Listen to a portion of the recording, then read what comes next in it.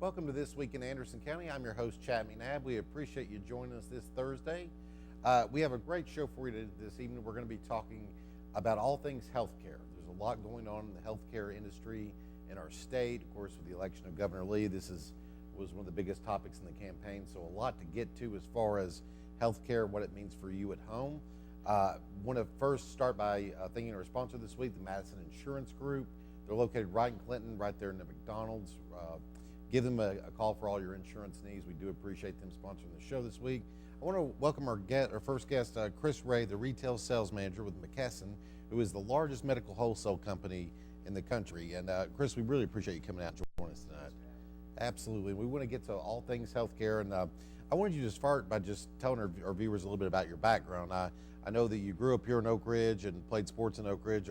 Mr. Beauchamp mentioned that your father was his favorite football player of all time in Oak Ridge, which was saying something because Mr. Beauchamp is my favorite basketball player in the history of Oak Ridge. So that was quite an endorsement. But if you could tell us about your background. My dad very much appreciates that, I'm sure. Yeah, He's on the couch absolutely. at home. I'm sure he loves that. I actually graduated from Oak Ridge in 2002. Grew up here my entire life. Went on to go to University of Tennessee and went there for a marketing degree. After I finished at UT, I started in healthcare as a social worker here in Oak Ridge, and from there, now I'm working for McKesson, who is the largest healthcare company in the world. And me and my wife, we live in Hardin Valley now. Okay, great. Now, what made you want to get into the healthcare field? Sure. So when I wasn't playing football and baseball, my passion was helping people, and I was working at the nursing home while I was attending high school. So when I wasn't in ball, I just really, felt like that was a rewarding field. And when I got out of school, I said, hey, this is something that I'd be interested in to continue to have a purpose and do something with passions. Sure, just that spirit of serving others, Sure. absolutely. Sure.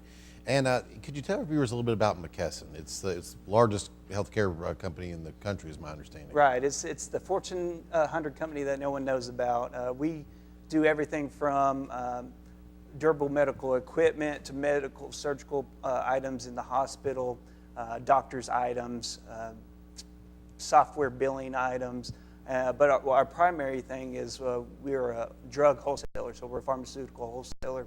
And that's the side that I work on. Pharmaceutical wholesale. Exactly. So this is getting the drugs to the...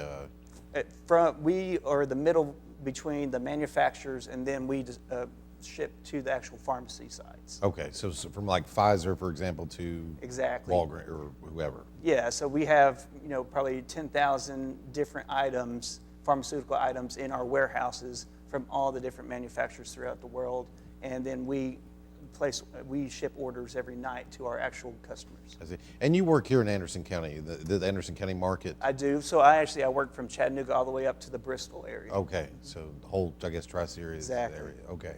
I call myself the hillbilly representative for McKesson. Oh, very nice, yeah. So. Somebody's got to do it. That's Exactly. great. Exactly.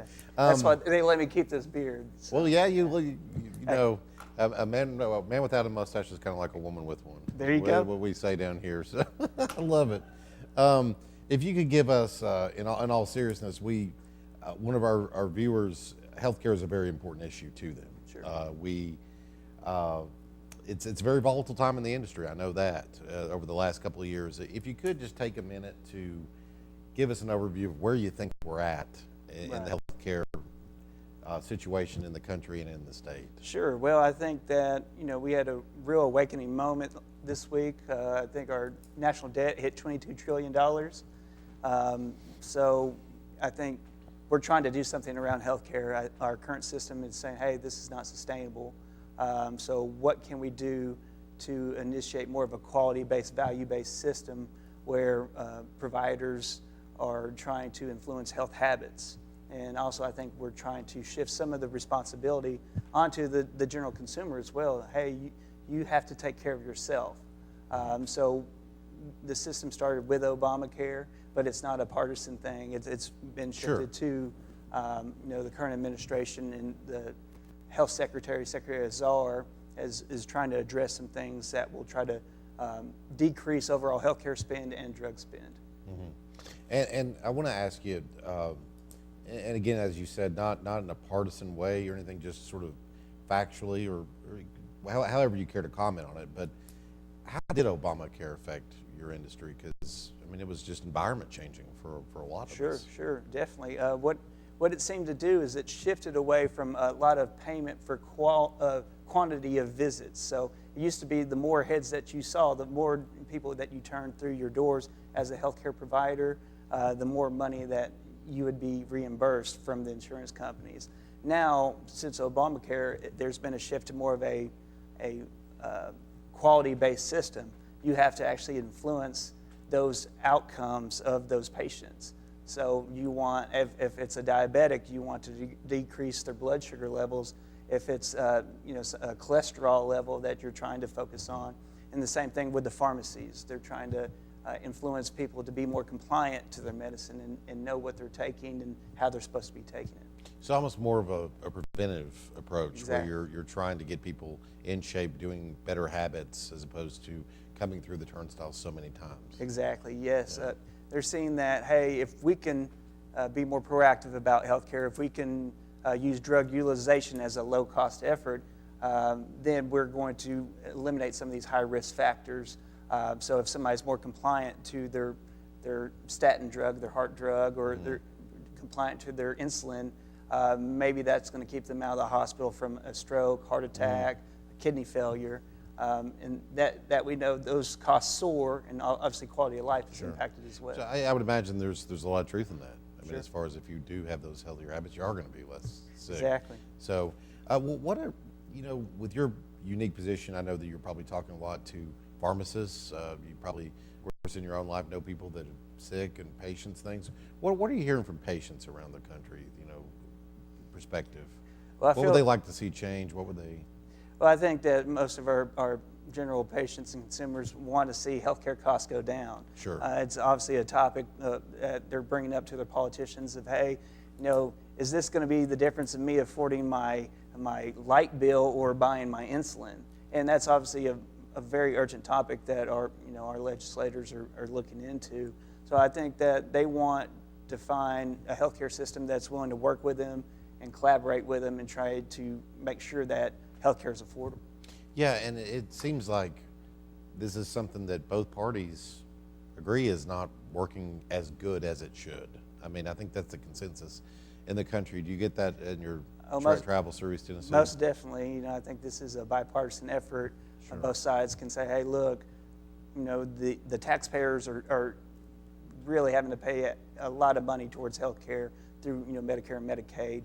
What can we do to try to work smarter and be more proactive to manage the overall American lives? Absolutely. And we're going to go to a quick commercial. When we get back, I want to open up the topic about the cost of prescription drugs, which is something that you sort of specialize in. Sure. For viewers. I want our viewers to understand why your drugs are costing what they are, why they're going up, some things that you can do that maybe help with that. We're going to get to all that right for this commercial break. Please stay with us. When it's time for your engagement plan, see the professionals at Peters Jewelers. You will find a huge bridal selection of wedding rings for all tastes and budgets.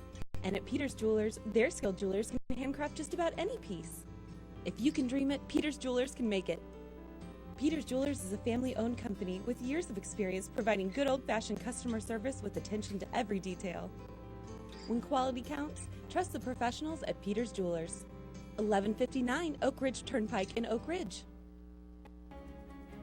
We are ASAP of Anderson, and our mission is to prevent and reduce substance misuse among youth and adults in Anderson County. Prevention is providing information and building skills, but it is also providing support, changing access, changing consequences, changing the physical design of the community, and modifying policy.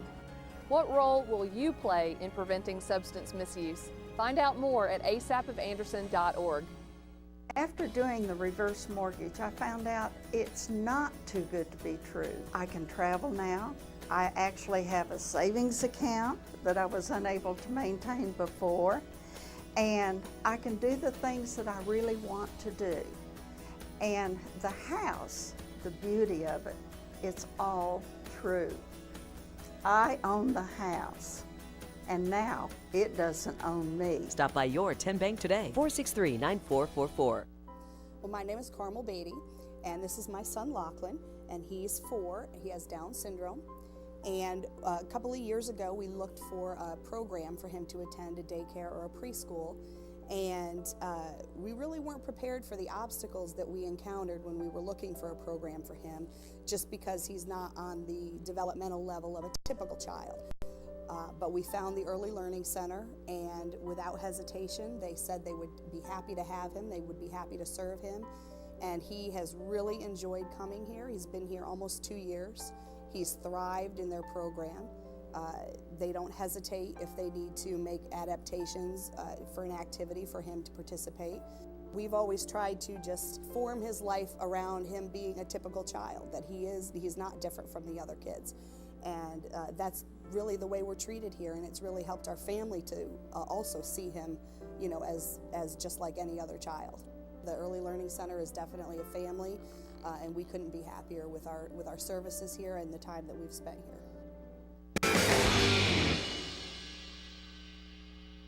Welcome back to This Week in Anderson County. We appreciate you staying with us. We're continuing our conversation with Chris Ray, who's retail sales manager at McKesson. Before we went to break, we were talking about the problem of rising costs of prescription drugs, as well as the price discrepancy from pharmacy to pharmacy. It's a huge problem. If you could just sort of give an overview to our viewers about what's going on with this. Sure. So before you can get into that, you got to understand the actual drug supply chain. So the major players in the drug industry are the manufacturers, the people that produce the medicine, wholesalers, who I represent, that actually house the medicine, then disseminate it out to the actual locations, the pharmacies that dispense the medicine. Now, at the end of the supply chain is a group called the Pharmacy Benefit Manager, and they are the middleman between what is paid to the pharmacy for dispensing the medicine and what is charged to the payer, whether it be Medicare, Medicaid, the government, or the employer that is funding the health cost. So this has created a very complex system with this middleman setting up what drugs are going to be preferred drugs and what people can see which pharmacies. So these middlemen, these pharmacy benefit managers have gone from being very small players 15, 20 years ago to Fortune 20 companies. 3 companies represent 80% of the American lives, and their revenues are in hundreds of billions of dollars. So I had no idea. Yeah, the companies are Express Scripts, which is bigger than if you put McDonald's, Eli Lilly, and another Fortune 50 company together. They're that massive. Express Scripts. Never even heard of it. The other 2 companies are Caremark, which is owned by CVS, who competes with a lot of these pharmacies, and Optum, which is your AARP programs. So those 3 companies represent a majority of the lives. Now, because of that power that they have, they've been able to go back to the manufacturers of the drugs and give them preferential treatment for rebates going to the PBMs. So what the current administration is doing about this is they're saying, well, this whole back-end rebating system is really not working for us. It's causing an inflation in the cost of drugs to the taxpayers and to consumers, which is creating a healthcare emergency. Sure. So what they're saying is, look, we want to eliminate this preferential treatment and these rebates, and we want the ability for low-cost generics to be dispensed if there's one available. So a lot of times, a pharmacy is forced to dispense a higher-cost brand medicine when there's a generic alternative because of that rebating system. So what we are planning on seeing at the first of the year in 2020 is a lot of that go away, which will ultimately drive down drug costs. But what we're seeing right now is people not being able to fill their medicine, pretty much prescription abandonment, because they just simply can't afford it. And ultimately, medicine is if you're not going to change your health habits, eat better, exercise. Drug utilization is the next least expensive way to manage your health especially chronic disease. So when people are saying, well, I need to keep my lights on, I can't pick up my insulin, then ultimately that's putting them in a higher risk factor to ultimately be in the hospital, creating more of a healthcare drain on our taxpayers and affecting millions of people's quality of life. Absolutely, and there's a lot of good information in there. I want to unpack just a bit of it. You talked about how the system is very complicated. It was even sort of hard to follow. Is it needlessly complicated? I mean, is that by design, you think? I mean, yes. The complexity is so much that I'd say only about a handful of people really understand all from A to Z what's going on. And I think a lot of people have their head in the sand, just saying, I hope this works. And it's driven up healthcare costs, and ultimately those three major players in that pharmacy benefit manager industry are dictating everything around drug spend, and they're competing directly in their mail order and also owning retail pharmacies with the people I represent in the independent pharmacy industry. Right. And a lot of my customers are really challenged with staying afloat right now. So they're having to adapt their model and be more clinically focused and really use the relationship to try to help their customers understand their medicine better and leverage that to keep people healthier and show, hey, look, what we're doing with this relationship is creating healthier communities. And just one more point on the three companies, because I think it's fascinating and important. Just how regulated are those companies? I mean, in this industry, you hear things of, the pharmaceutical lobby. I'm sure it's pharmaceutical industry is one of the probably more unpopular ones among some others, but is there any regulation going on? I mean, I guess some, but... Well, yeah, but actually it is limited. We do have regulating bodies like the FDA, which approves drugs and makes sure and inspects manufacturers, and we have obviously the DEA who plays a role in monitoring controlled substance and how that's being disseminated to our population. But in terms of the cash flow of how the money goes, it's not as regulated as you would think. They have a huge lobbying presence in Washington and in Nashville. And we, in the independent pharmacy community, or the people that represent the smaller guys, definitely can't compete with that. Sure. They try to, and they've been squeaky wheel for years trying to speak to their legislators, but a lot of times the Caremark lobbyists, the Express Scripts lobbyists, Optum lobbyists are 12-1. Yeah. So it's kind of a hard battle right now. Okay. But I think the problem is getting to be so massive that, hey, we can't not do something about it. And if we don't, in the next few years, we're going to have a massive exodus of community pharmacists and a access problem. And I think that the thing that we have in healthcare is people's healthcare and the complexity of healthcare cannot be commoditized like a widget that you build. In other industries, you can make it cheaper, you can get bigger, market more, and compete in that scale. But when it comes to people's lives, especially vulnerable populations like older adults, they need a little hand-holding. And I feel like with some of the value-based payments that are going on, the community pharmacy can fill that void, but we're at a precipice right now that if something's not done, we're going to have an access problem because people having to leave the market because they just can't keep their business open. And I want to get to the important role of independent pharmacies. It really is an important part of the healthcare system. We were talking about the rising cost of prescription drugs. I read a CBS News report that said this year there's over 250 drugs that are going to go up roughly 6.3%. That's down a little bit from last year when it was over 400 drugs that were actually going to see a rise in cost. If you could just tell us, what do the manufacturers say to you all, why they're going up? Sure. If you could try to be fair to them as we can, and what's the argument for these costs going up? Sure. So their argument in the past has been, hey, when we develop a drug, we have to do a lot of research and development around the clinical trials, obviously the chemistry to develop the drug. So when we put it on market, we want an exclusive period where no one can compete with us. So those are the brand manufacturers, and they have a certain amount of time that they can exclusively offer a product, and rightfully so. However, generic houses then are able to make that product, the same chemical, the same molecule at a lower cost.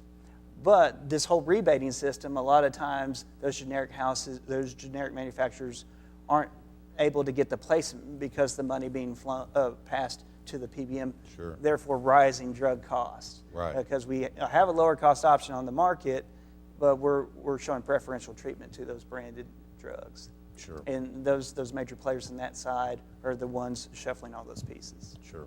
And I wanted to bring up a famous case that the reviewers, I'm sure, are familiar with. I was talking to you before we went on about the case of Martin Shkreli, who bought the rights to a drug. It was roughly $13, a life-saving drug, a pill, raised the cost to $750. It got a lot of media attention. It was recently sentenced to, I think, 7 years in prison, but I believe it was for like securities fraud. It was not for that actual act. Do you know, I could be wrong about that, but do you know if the pharmaceutical industry is doing anything to try to ensure that something like that doesn't happen, or the federal government? I know there were hearings, but Sure. What can the government do to prevent something like that from happening? So, that they brought individuals like Martin in front of, The committee, the yeah. committee to say, hey, how can you justify this? Another similar case was EpiPen. EpiPen is that's a famous one too, where it was just raised. Yeah, so what was happening is some people are saying, hey, this is a business. I have every right to make the most for my shareholders. Capitalism.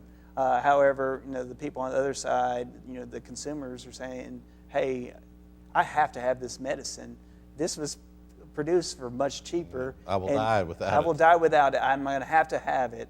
Now you're gouging my insurance and my employer, the government, for 1,000% rate increases, and we don't see how that's right. Sure. So Congress brought those folks in front of them and pretty much said, hey, look, we see what's happening. We know that we're going to have to make this stop. Yeah. And Martin's he's the poster boy of that. He is the poster boy of it. Yeah. And one more question, sort of on the bigger picture of healthcare. What you talk to a lot of small business owners across East Tennessee and independent pharmacies. What are they looking for from their government? If you could sum it up as far as healthcare. I know a lot of people are just looking for some stability and they'll adapt. But what are you hearing? I think it's fascinating. Yeah, definitely. They want a level playing field. They want to be able to compete on the fact that they can give a relationship and develop clinical services that influence health habits. So they want the government to stop allowing restriction to people that compete directly with them. So in the instance of Caremark, CVS is a direct competitor of my independent pharmacies. But they dictate what my pharmacies are getting paid. They're writing the rules, basically. They're writing the rules to the game against their competition. So what my individuals are saying is, look, we just want a fair game. We know we can take care of our people. We've been doing it for generations. A lot of these stores are third, generation owners, and they're just wanting the opportunity to keep and sustain the business enough to be able to help those individuals and those vulnerable populations especially. And with, unfortunately, the presidential elections start so early now that they're already talking about 2020, and I know that healthcare is going to be a very hot topic on that. Working in your industry, do people think that it's a single-payer system, universal system is viable here, or is it? No, not necessarily. I think that they want the competition, the capitalism. They just want the FTC and the folks that are dictating some of this to be smart.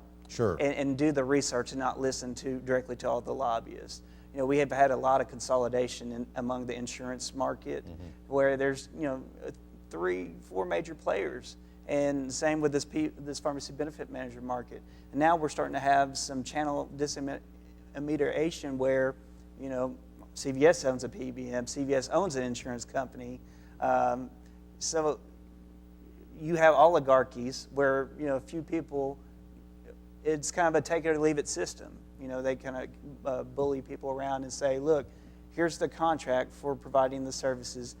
We represent 25% of the market. Either you take it or you don't have enough people to sustain your business, because we represent that many lives in America. And that's in the insurance and in the pharmacy benefit manager.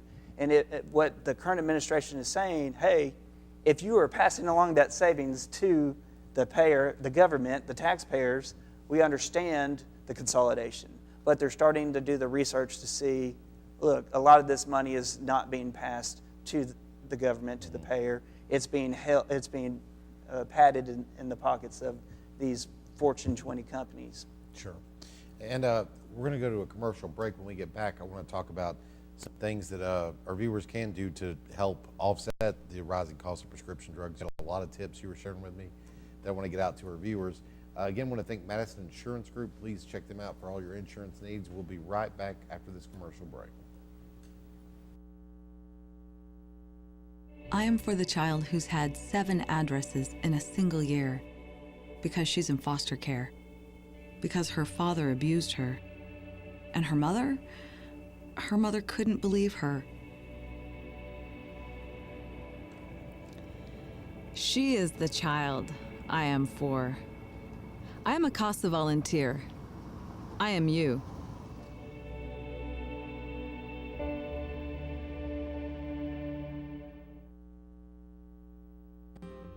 When it's time for your engagement plan, see the professionals at Peters Jewelers.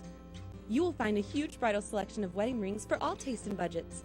And at Peters Jewelers, their skilled jewelers can handcraft just about any piece. If you can dream it, Peters Jewelers can make it. Peters Jewelers is a family-owned company with years of experience providing good old-fashioned customer service with attention to every detail. When quality counts, trust the professionals at Peters Jewelers. 1159 Oak Ridge Turnpike in Oak Ridge. We are ASAP of Anderson, and our mission is to prevent and reduce substance misuse among youth and adults in Anderson County. Prevention is providing information and building skills, but it is also providing support, changing access, changing consequences, changing the physical design of the community, and modifying policy.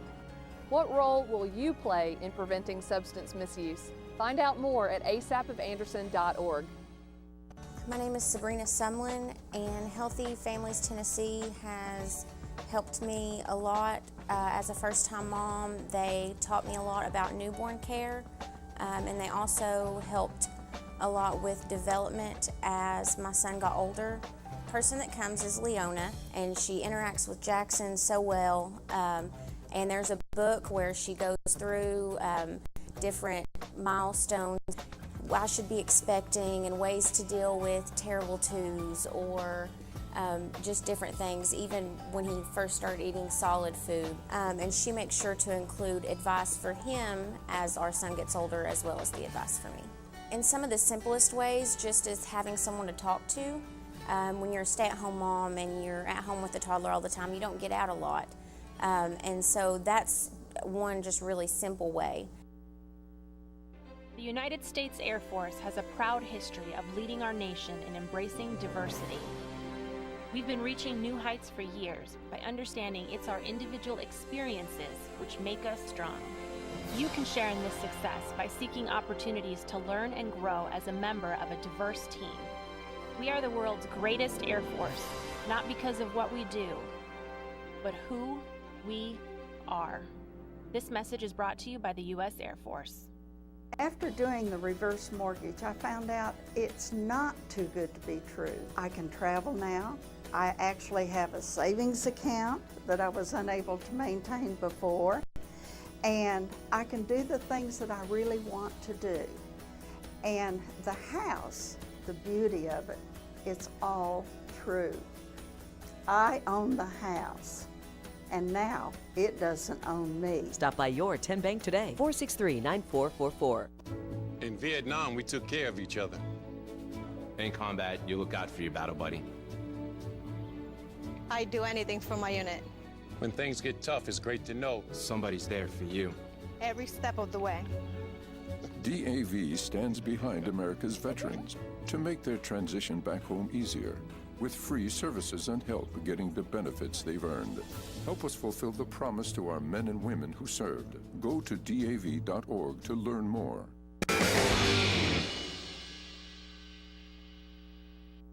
Welcome back to This Week in Anderson County. We appreciate you staying with us. We're continuing our conversation with Mr. Chris Ray, who's talking to us about all things healthcare. Before we went to break, we were talking about the rising cost of healthcare. We were talking about some of the things the new administration had done to sort of give us more transparency as buyers. If you could give our viewers maybe some tips, some things they could do to maybe drive down the costs. Sure. Of So prescription drugs. what was recently signed into law is an anti-gag clause. So you can ask your pharmacist if there's a lower cost option, cash option, other than your insurance. So if you go to a community pharmacy and bring them a list of your drugs, they can actually sit down and say, well, this would be your cost outside your insurance. And a lot of times that's actually a cheaper option. There's loyalty card programs that you can use at your pharmacy. There's also programs like GoodRx and Blink. But most independent pharmacies have a loyalty savings club program where they'll give you a cash option. And a lot of times what we're seeing is drugs that are being dispensed at a chain pharmacy, that the price is the price. If you go to an independent pharmacy and say, hey, what would be my cost here? I had one today. He showed me an example. It was at Walgreens, it was $212. At his pharmacy, it was $16. Wow. Yeah, and the lady actually broke down in tears because that was the difference in her being able to afford, just other things and not. So my suggestion would be to, go now with that gag law out, go and talk to a community pharmacist in your area about pricing out your prescriptions.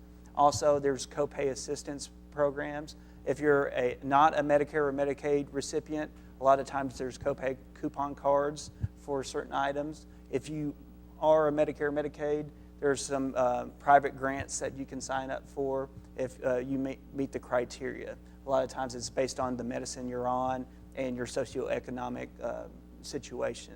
So, those are all things that if you go to a community pharmacy, they'll sit down and actually work through it with you, as opposed to, being at a chain pharmacy where they really don't have that time to do that, nor is that part of their model. Or if you're getting your medicine from the mail, definitely the mailman's not doing that for you.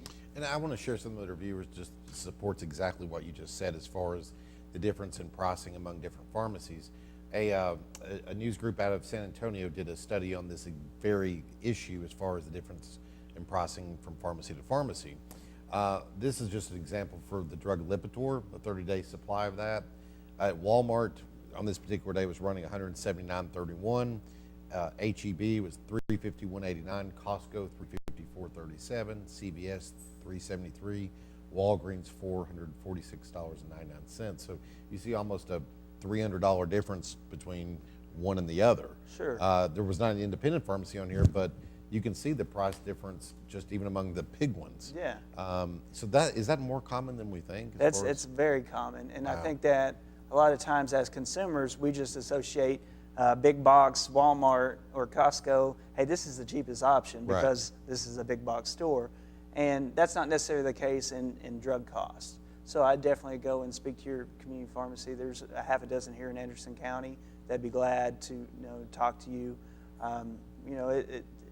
It could save you a lot of money. Also, with Medicare recipients, every year you have open enrollment to look at your Part D plan. That's something that you want to look at every year, because as different drugs come on and off of these PBM's formulary, your cost might change per your plan. So every year it'd be smart to sit down with either somebody at your community pharmacy or speak to someone in the SHIP program with Office on Aging to talk about different options. You can also go on cms.gov and put in your information, all the drugs you're on, and your information. They'll pull which plan's best for you. And that can have a huge discrepancy every year, which could save you thousands of dollars. And getting back to what you were saying about some of the recent changes, just so our audience understands, the gag order that was lifted, before this, some pharmacists were bound by the PBMs, I guess, as far as you can't disclose the prices. Exactly. So if I went in and said, how much is this? I'm sorry, I contractually can't tell you. Now, it's my understanding that they can tell you, but many times you probably need to ask. They may not just come out. Right, yeah. And I don't want to blanket everyone with that, but I want to give them some tips on how to do that. Sure, yeah, I would definitely be proactive about asking your community pharmacy. Right. You're right. Contractually, if they revealed that information, they could technically be kicked off of that contract, which when I was saying it represents, one of those companies represents probably 26% of their business, and they can't afford that. So please, initiate that conversation with them, and that's what that gag clause was meant to do, was open up that line of communication if there's a cheaper option. I think that's a great thing. I think we need more transparency on this. With any other industry, or most industries, there's a lot more transparency, it seems. It seems like it's a good trend, Sure. In my opinion. I want to go to the important role that community pharmacies do play. You spend so much time with them, independent pharmacies, community pharmacies. It's really, to me, it's having that extra time to actually meet your patients, meet the people that are coming in. You know them, you know their families. You see this, and you mentioned some cases, second, third generation owners. Can you talk a little bit about the important role that they play in their communities? Because, in Clinton, it's the meeting place for us. Right. Hoskins, of course, McBride's has been there forever, wonderful people. Can you talk about the people you get to meet every day? Sure. This is a business that I'm truly passionate about, getting to go around to see all the communities in East Tennessee. There's not a small town in East Tennessee that I don't get to visit, and it's truly a blessing and gives me purpose. And the individuals at these pharmacies really care about their people. You can tell that they want to serve them and make sure that no stone is unturned, Sure. that these people understand what they're taking and that they are compliant to these medicines.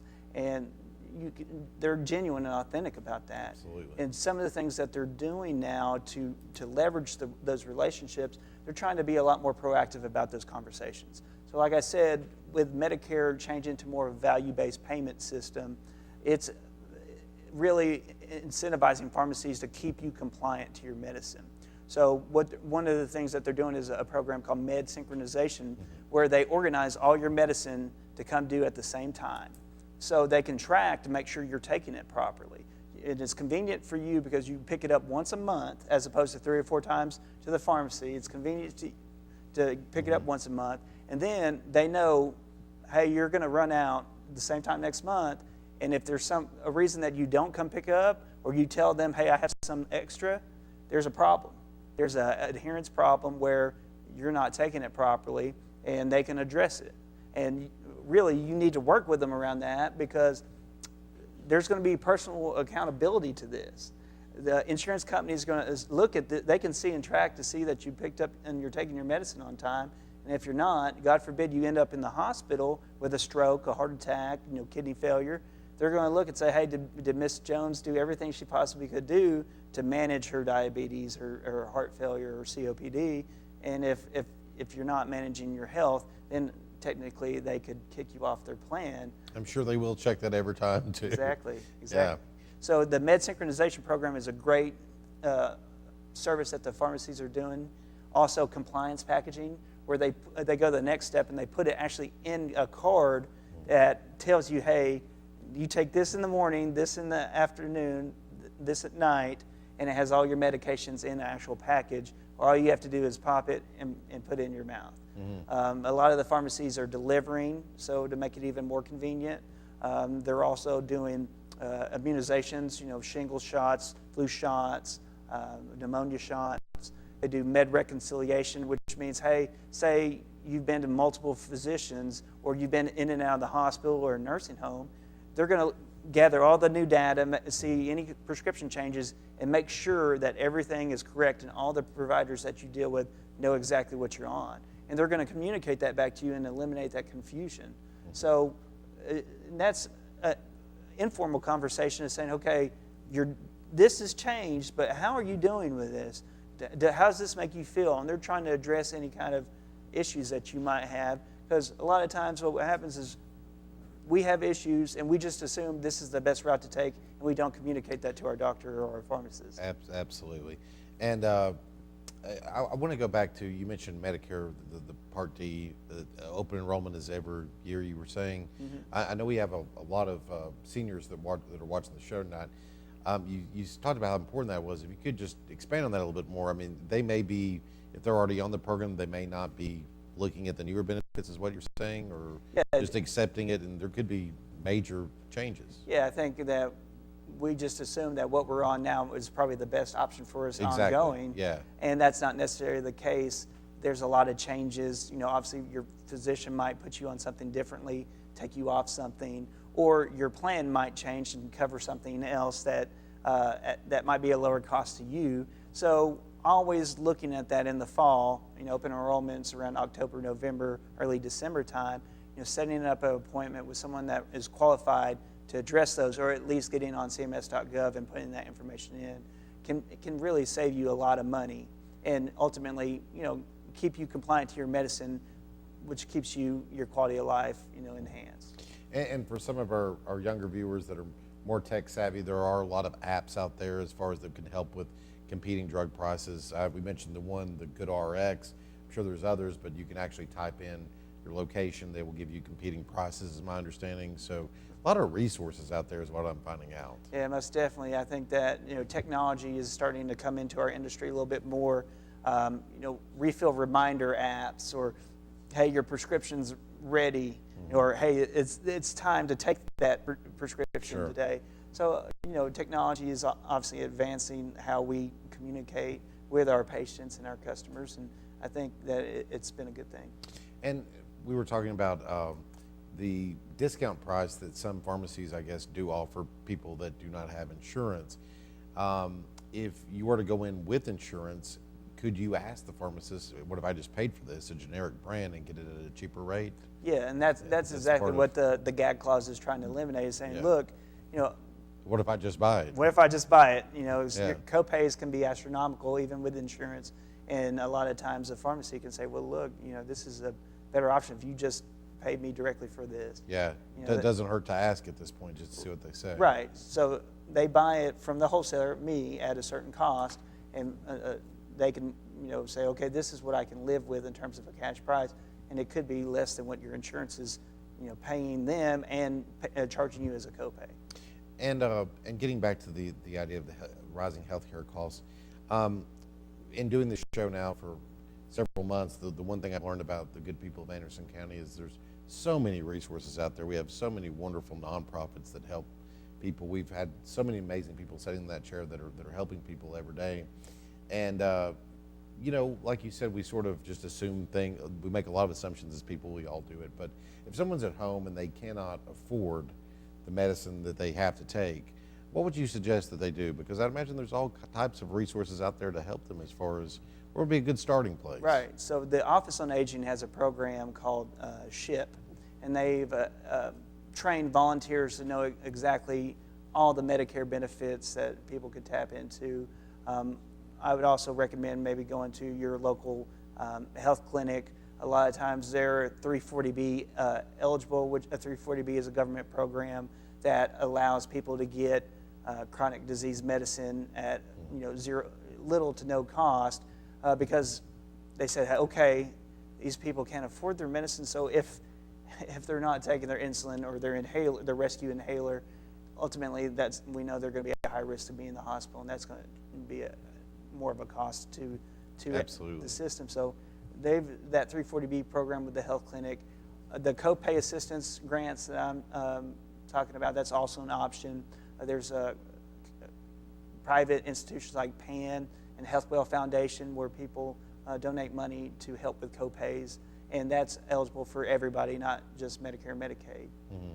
Yeah, I just always like getting that information out there. You mentioned the Office on Aging, because there's just a ton of things out there people may not be aware of that could absolutely solve their problem. And I know, you mentioned people that were having to choose between paying their light bill, getting their prescription drugs. That's heartbreaking to hear, I guess. Do you see that on a regular basis or hear stories on that? Yeah. More often than you'd like to, I guess. All the time. And, that's the sad thing about what's happening to our community pharmacists. In the past, they have done well enough to, a lot of times people will come in and say, hey, look, I need to put this on a charge account. I really can't afford this right now. Community pharmacist does that, says, okay. They know them, they take their word. Take their word, and a lot of times they end up not following up on that charge account. Yeah. So they've been very nice contributors to the community for a very long time in the situations of need. Now they're getting to a point where they're not able to do that as much. They're not able to donate to the boys club. They're not able to sponsor, the cheerleaders at the high school, whatever that is. Mm-hmm. And I wanted to ask you, how at risk are they as far as you do see, not demonizing a big corporation, we do see a Walgreens, CVS almost on every corner. I mean, it's got to be affecting them, I guess. Yeah, so like I said with Caremark, they're dictating the payment and they're competing directly with the community pharmacies. And what they'll do is they'll send a letter or a fax saying, hey, times are tough. Hey, sell out to us. We'd like really? To, yeah, we'd like to buy your pharmacy files and essentially replace you. And unfortunately, a lot of the community pharmacies recently have had to do that. We still have 21,000 in the United States. Wow. So, there's 60,000 pharmacies in the United States, and 21,000 of those are locally owned. Still a third, yeah. Yeah. So, but there's been some individuals that have decided, hey, this isn't for me, and I will sell to CVS or Walgreens. Sure. But yeah, it's infected them greatly because, CVS and Walgreens have said, hey, we're bigger, we're more powerful, and we'll do some predatory things to try to compete, try to undercut you a little bit on some things. Yeah. I think it's a sad thing any time an independent pharmacy goes out. I mean, like I said, just all the memories growing up at some of the ones, we had here in Anderson County, and nothing against some of the bigger ones, but you don't have that familiarity there. It's just, no matter how hard they try, it's not there. So we're going to go to a commercial break. When we come back, I do want to talk with Chris about the opioid epidemic. It's something that he sees a lot of, I'm sure, that we do in our community here. So I want to talk about that. We'll be right back after this commercial break. When it's time for your engagement plan, see the professionals at Peters Jewelers. You will find a huge bridal selection of wedding rings for all tastes and budgets. And at Peters Jewelers, their skilled jewelers can handcraft just about any piece. If you can dream it, Peters Jewelers can make it. Peters Jewelers is a family-owned company with years of experience providing good old-fashioned customer service with attention to every detail. When quality counts, trust the professionals at Peters Jewelers. 1159 Oak Ridge Turnpike in Oak Ridge. I am for the child who's had 7 addresses in a single year because she's in foster care, because her father abused her, and her mother couldn't believe her. She is the child I am for. I am a CASA volunteer. I am you.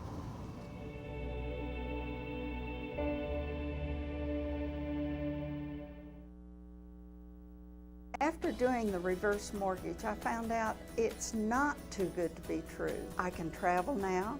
I actually have a savings account that I was unable to maintain before. And I can do the things that I really want to do. And the house, the beauty of it, it's all true. I own the house, and now it doesn't own me. Stop by your 10 Bank today, 463-9444. I remember the moment. I'll never forget that moment. That changed my life. At that moment, it hit me. This is why I joined the Guard. We're soldiers, always ready to protect our country. But we've also got communities. Family, friends, neighbors who count on us. I couldn't believe it. I just saved a life to somebody from my hometown. See what it means to be a citizen soldier at NationalGuard.com. We are ASAP of Anderson. We are celebrating 10 years of prevention, powered by more than 11,000 hours given by volunteers like you. Together, we've reduced underage substance misuse in our county by 53.5%.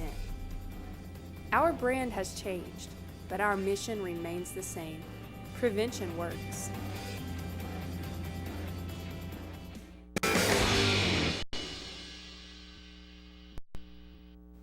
Welcome back to This Week in Anderson County. We appreciate you staying with us. We're just so thrilled to have Mr. Chris Ray with us, McKesson. We've had a great discussion this hour about the overall state of healthcare, and I do want to end on, hopefully not a grim note, but something that we've covered a lot on this show is the opioid epidemic. It's really devastated the country, our state. We've been fortunate enough to have Sheriff Parker on, District Attorney Dave Clark on to talk about the problem ASAP. We spent a lot of time covering this, and you have a very fascinating perspective as someone in the industry. What's your take on the overall opioid epidemic?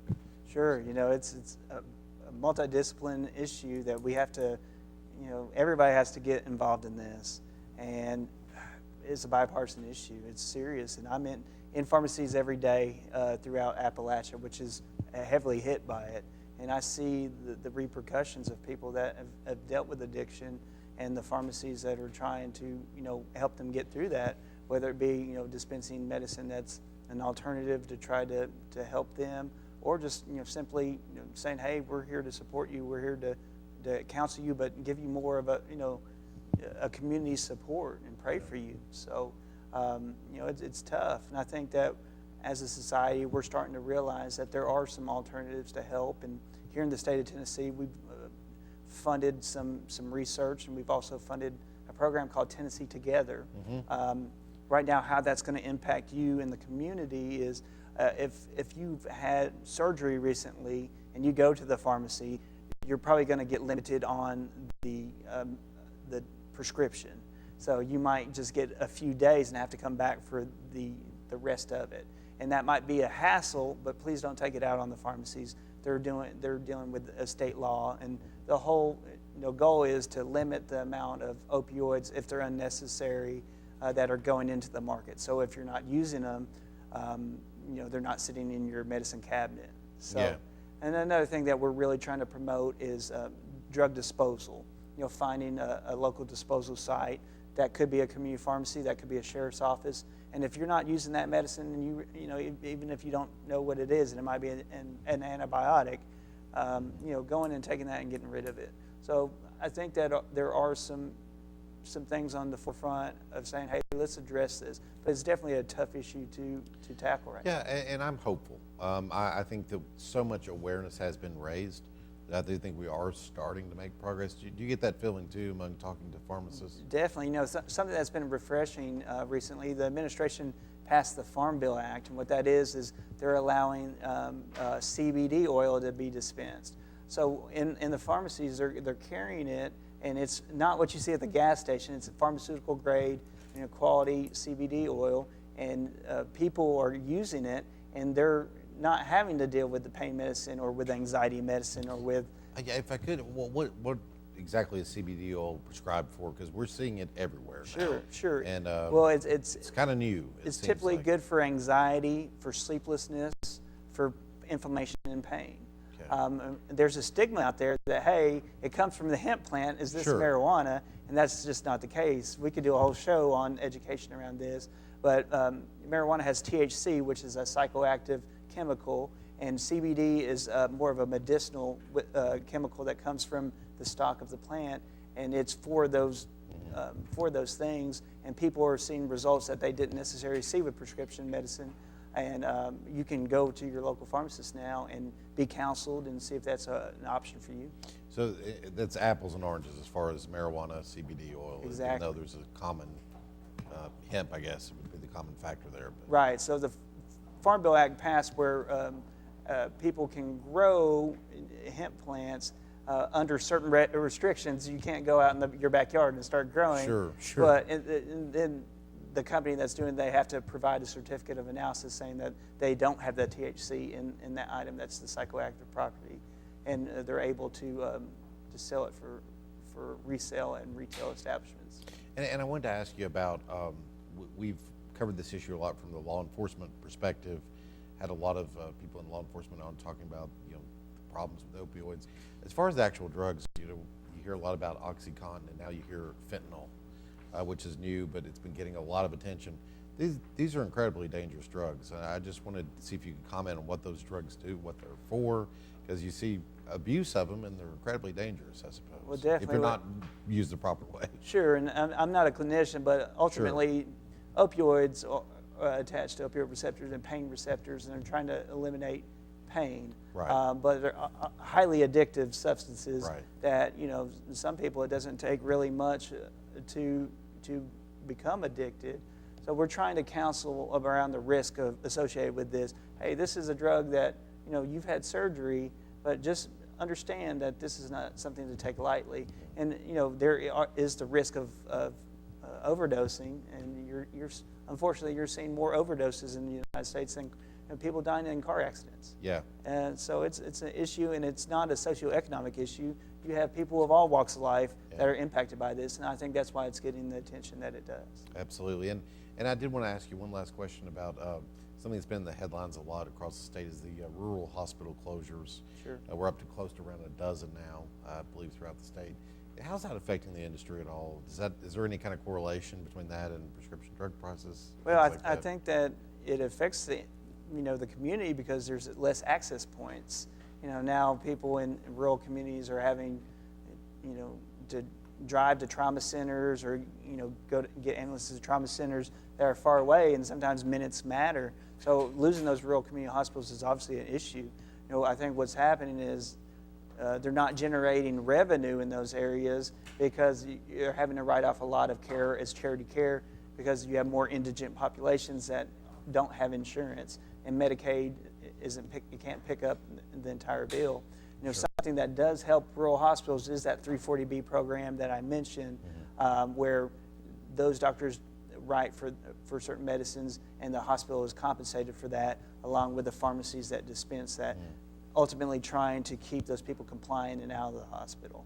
But yeah, it's definitely an issue, and we're going to have an access issue if we're not careful. Absolutely. And so in summation, if there's anything that we haven't touched on you want to share with our viewers, I guess get out, support your local independent pharmacies. Sure. Definitely. Please don't hesitate to call any of them. I'll leave you some information for those different pharmacies in Anderson County. Leave my information. If anybody needs help, I'd be glad to talk to you. Sure. Thank you so much for coming here and spending an hour with us, Chris. It's been really informative for our viewers, this complicated issue, but I think that we've given them a lot of good information where there is hope out there in some bad situations. So we do appreciate you coming in. And again, I want to thank our sponsor this week, Madison Insurance Group. For all your insurance needs, please check them out. They've got a location right in Clinton. Great folks. Please give them a call. And we will be back live next week. We appreciate you. We'll see you next Thursday. When it's time for your engagement plan, see the professionals at Peters Jewelers. You will find a huge bridal selection of wedding rings for all tastes and budgets. And at Peters Jewelers, their skilled jewelers can handcraft just about any piece. If you can dream it, Peters Jewelers can make it. Peters Jewelers is a family-owned company with years of experience providing good old-fashioned customer service with attention to every detail. When quality counts, trust the professionals at Peters Jewelers. 1159 Oak Ridge Turnpike in Oak Ridge. I am for the child who's had 7 addresses in a single year because she's in foster care, because her father abused her, and her mother couldn't believe her. She is the child I am for. I am a CASA volunteer. I am you.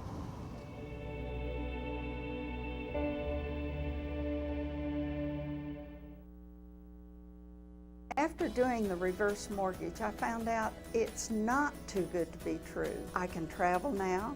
I actually have a savings account that I was unable to maintain before. And I can do the things that I really want to do. And the house, the beauty of it, it's all true. I own the house, and now it doesn't own me. Stop by your 10 Bank today, 463-9444. I remember the moment. I'll never forget that moment. That changed my life. At that moment, it hit me. This is why I joined the Guard. We're soldiers, always ready to protect our country. But we've also got communities. Family, friends, neighbors who count on us. I couldn't believe it. I just saved a life to somebody from my hometown. See what it means to be a citizen soldier at NationalGuard.com. We are ASAP of Anderson.